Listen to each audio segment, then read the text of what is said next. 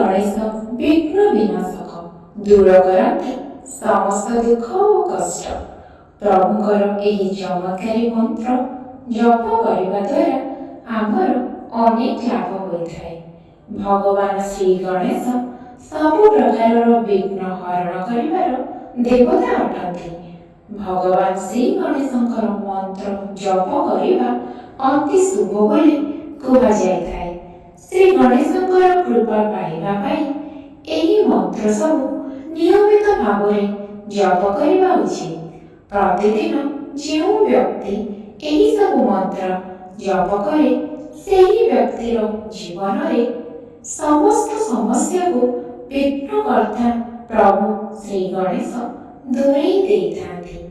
ଏହି ମନ୍ତ୍ର ଜପ କରିବା ବା ପ୍ରତିଦିନ ଶୁଣିବା ଦ୍ୱାରା ସମସ୍ତ ଦୁଃଖ ବିନାଶ ହେବା ସହିତ ସମସ୍ତ ମନସ୍କାମନା ମଧ୍ୟ ପୂରଣ ହୋଇଥାଏ।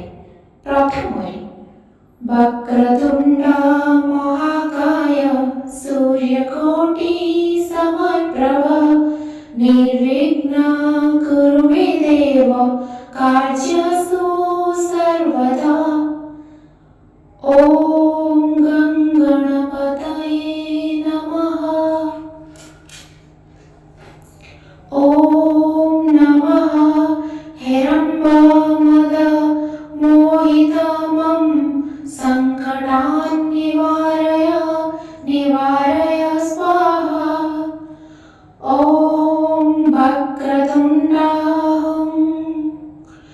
ओम श्रीं ह्रीं क्लीं ग्लौं गं गणपतये वरवरद सर्वजनं मे वसमानय स्वाहा।